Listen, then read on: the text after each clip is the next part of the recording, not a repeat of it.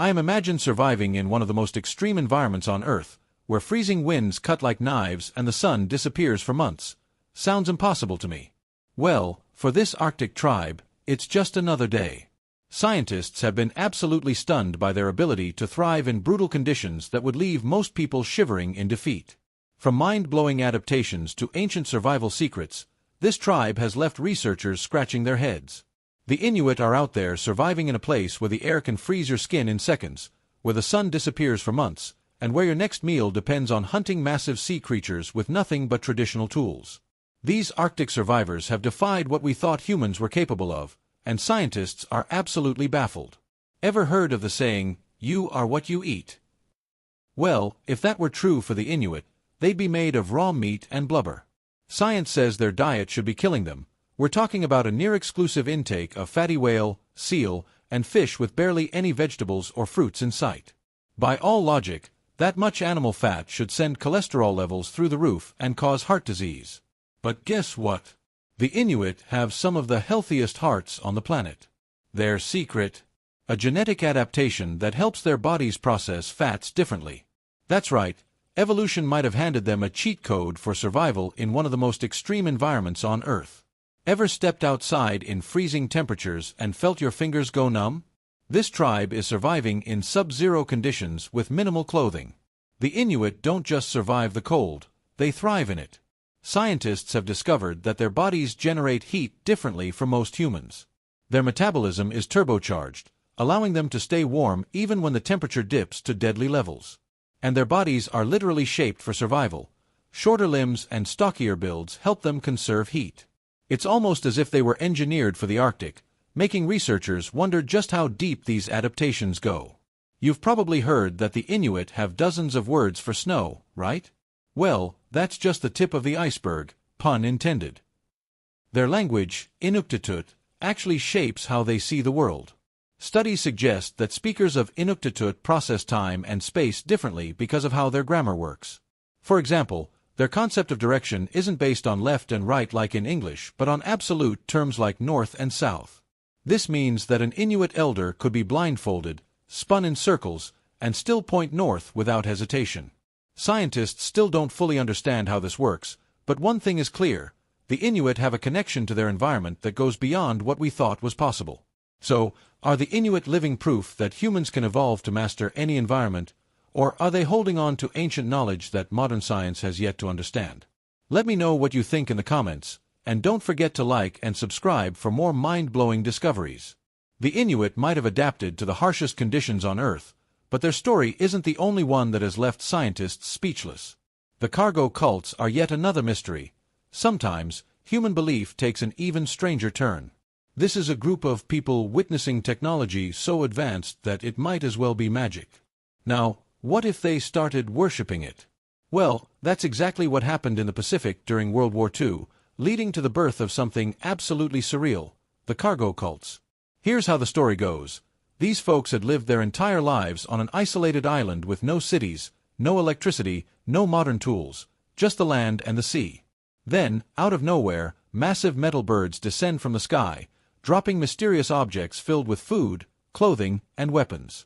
Sounds like something out of mythology, right? That's exactly how it felt for some Melanesian Aborigines when U.S. military forces set up bases on their islands during World War II. These cargo drops weren't just supplies, they were miracles. And the people receiving them, they weren't just humans to the tribes, they were divine beings. Now, here's where things get even stranger. The tribes quickly noticed a pattern: the Americans always received the cargo. So, they did what any devoted followers would do: they started copying them. The Melanesians built wooden replicas of watchtowers, runways, and even airplanes, hoping to summon the cargo from the sky. They marched in formations, mimicked military drills, and even painted USA on their bodies, believing it was some kind of sacred symbol. But there was one small problem: no matter how much they imitated the soldiers, the cargo never returned. When the war ended, the U.S. military packed up and left, taking their supplies and their miracles with them. But for the tribes, this wasn't just an army leaving, it was their gods abandoning them. Some even believed the soldiers had stolen their deities, taking the cargo back to another world. Desperate to reconnect, They continued performing their rituals, waiting for the sky to open up once more. But the parachutes never came back. And while modern anthropologists now use the term cargo cult to describe blind imitation, for the people who lived it, this was no metaphor, it was a reality they couldn't escape. The Melanesians weren't the only group to leave researchers stunned. Deep in the jungles of northeast India, the Naga tribe has a history so intense that it's almost hard to believe. These are the Naga people, a collection of over 40 tribes spread across the border between India and Myanmar. But while they might seem like just another indigenous group living off the land, their past reveals something much darker, something that has fascinated and terrified outsiders for centuries. From ancient times to the present, the Naga have relied on hunting and agriculture to survive. But their hunters weren't just skilled, they were legendary. Stories tell of Naga warriors fighting tigers with their bare hands, a feat that cemented their status as some of the fiercest fighters in the region. Beyond their reputation in battle, the Naga are also highly skilled artisans, excelling in pottery and blacksmithing. Despite their warrior culture, their society wasn't entirely ruled by men. While men held authority, women weren't treated as servants. They had their own rights and responsibilities, particularly in managing households and raising children. One of the most fascinating customs in Naga families is their inheritance system. When the eldest son marries, the family home is passed down to him while the parents move out and build a new house for themselves. For the most part, the Naga seem to lead quiet, self-sufficient lives. But this is where things take a shocking turn. Up until nearly the end of the 20th century, the Naga were infamous for one of the most brutal traditions ever recorded: headhunting. This wasn't just about warfare. Taking an enemy's head was a rite of passage, a way to gain status and honor in the community. The more heads a warrior collected, the more respect he earned, and his body was often covered in tattoos to show off his victories. These gruesome trophies were a symbol of power, a tradition so deeply ingrained that it persisted for centuries.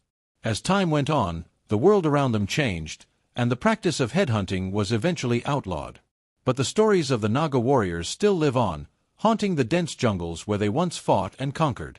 The Naga might have left their violent past behind, but deep in the mountains of Papua New Guinea, the Yali tribe has captured the world's curiosity. Isolated from modern civilization, the Yali people live in the rugged highlands, far from the influence of technology and globalization. For decades, they remained a mystery, until one British explorer risked everything to meet them. The Kuna tribe has carved out a reputation of its own, and it isn't just about dazzling textiles and vibrant colors. These people are as bold as their molas, and they don't take kindly to outsiders meddling in their ways. At first glance, the Kuna seem like a peaceful island community, but don't be fooled, their traditions run deep, and their commitment to spiritual balance is anything but casual.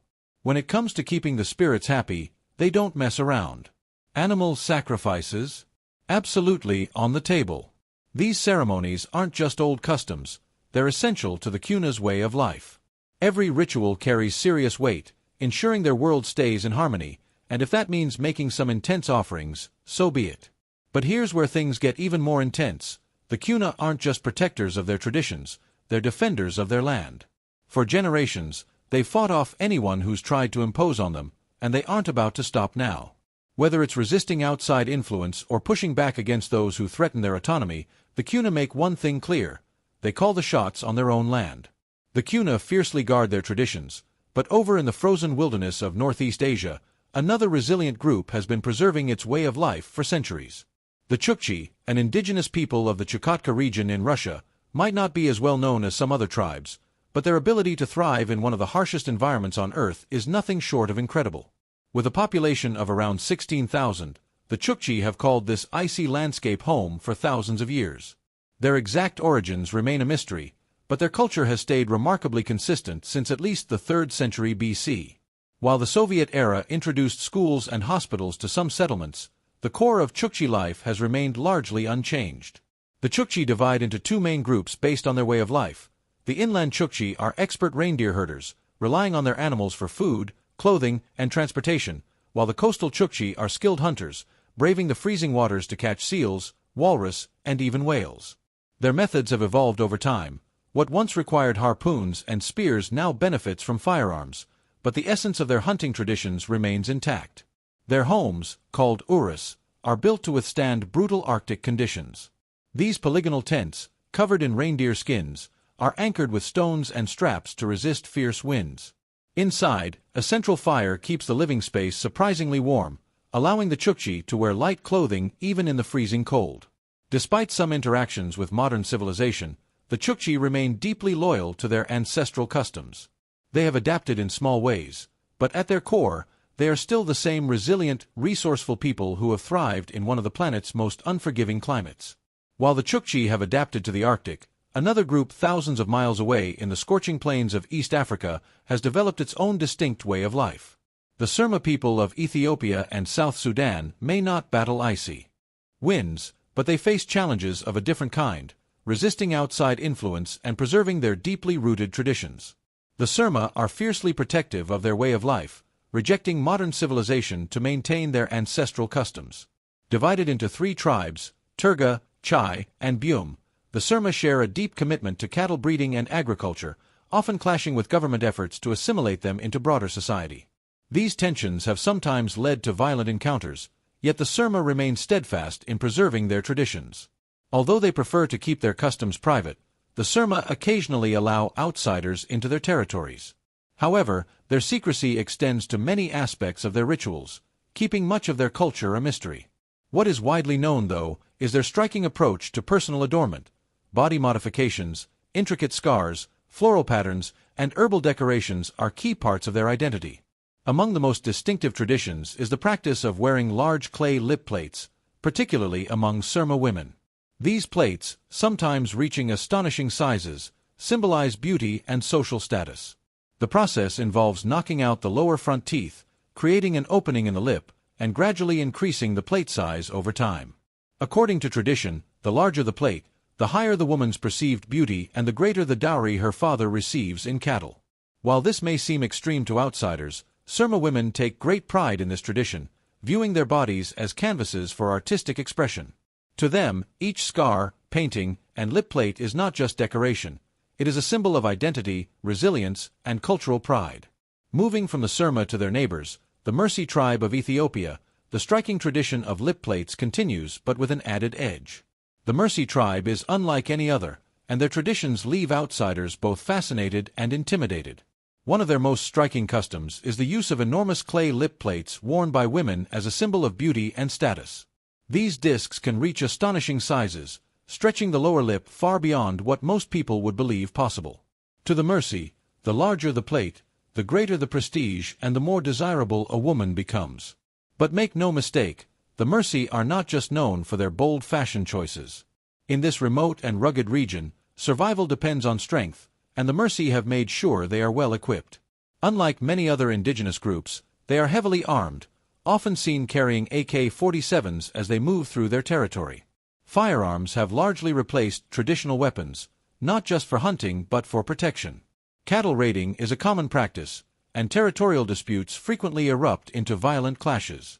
Here, conflict is not just an unfortunate reality, it is woven into the culture, a test of power and resilience that has shaped their identity for generations. Outsiders who attempt to visit the Mursi do so at their own risk. Their reputation for aggression is no exaggeration, and they do not take kindly to uninvited guests.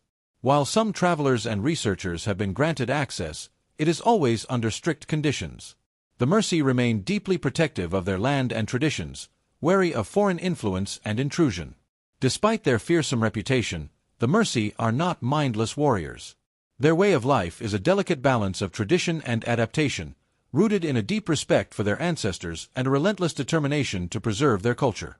Whether through striking body modifications or unwavering defense of their territory, one thing is certain: the Mursi will not be forgotten anytime soon. Shifting from the Mursi of Ethiopia to the Sentinels of the Andaman Islands, isolation takes on a whole new level. The Sentinelese are among the most uncontacted people on the planet, known for their extreme hostility toward outsiders. Unlike other tribes that engage cautiously with visitors, the Sentinelese do not hesitate to defend their island with lethal force. For thousands of years, they have lived in complete seclusion, relying on hunting, fishing, and gathering to sustain themselves. Their survival depends on an intimate understanding of their island's resources, which they fiercely protect from any external interference. While other indigenous groups have gradually interacted with the outside world, the Sentinelese have rejected all contact, making it clear that they want to remain undisturbed. Their reputation for aggression is well established.